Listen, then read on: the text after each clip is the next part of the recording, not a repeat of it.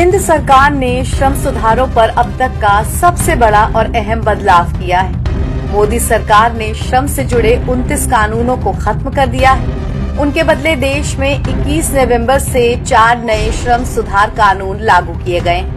सरकार ने कहा कि आत्मनिर्भर भारत की दिशा में एक बड़ा कदम होगा।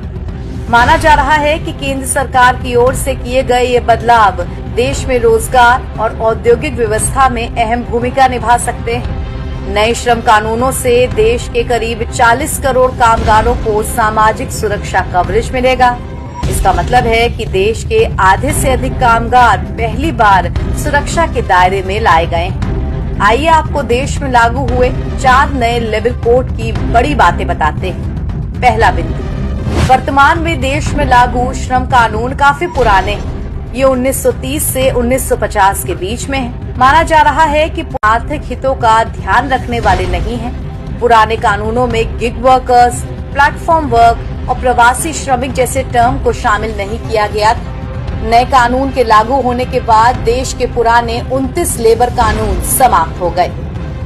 21 नवंबर को लागू हुए नए लेबर लॉ के अनुसार किसी भी कर्मचारी को नियुक्ति पत्र देना अनिवार्य होगा। वहीं न्यूनतम वेतन का दायरा सभी श्रमिकों तक बढ़ेगा।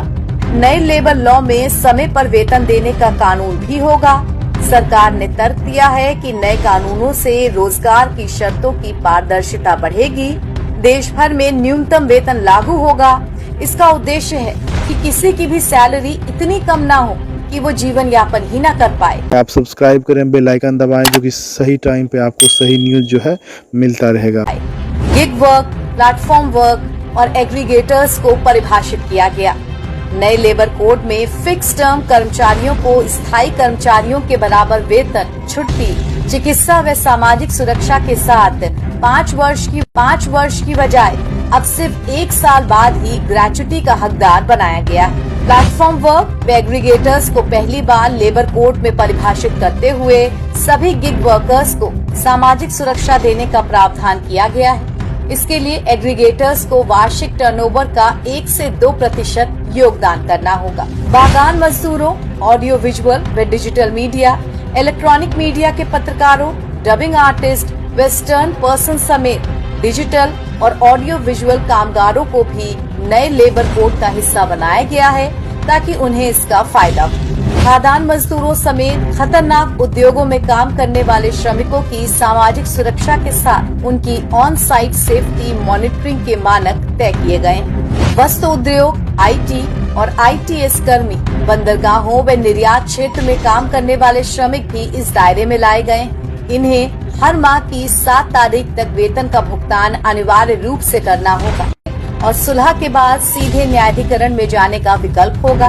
कंपनियों के लिए सिंगल रजिस्ट्रेशन, सिंगल लाइसेंस और सिंगल रिटर्न कई ओवरलैपिंग फाइलिंग की जगह लेगा। नेशनल OSH बोर्ड सभी सेक्टर में एक जैसी सुरक्षा और स्वास्थ्य संबंधी मानदंड तय करेगा।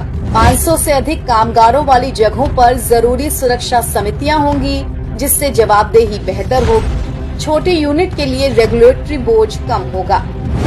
सरकार का साफ कहना है कि मौजूदा श्रम कानून बाधा उत्पन्न करने के साथ ही बदलती आर्थिकी और रोजगार के साथ बदलते तरीकों से तालमेल बिठाने में नाकाम रहे। नए लेबर कोड मजदूरों और कंपनियों दोनों को मजबूत बनाते हुए एक ऐसा श्रम बल तैयार करेंगे जो सुरक्षित, उत्पादक और काम की बदलती दुनिया के साथ तालमेल बिठाए।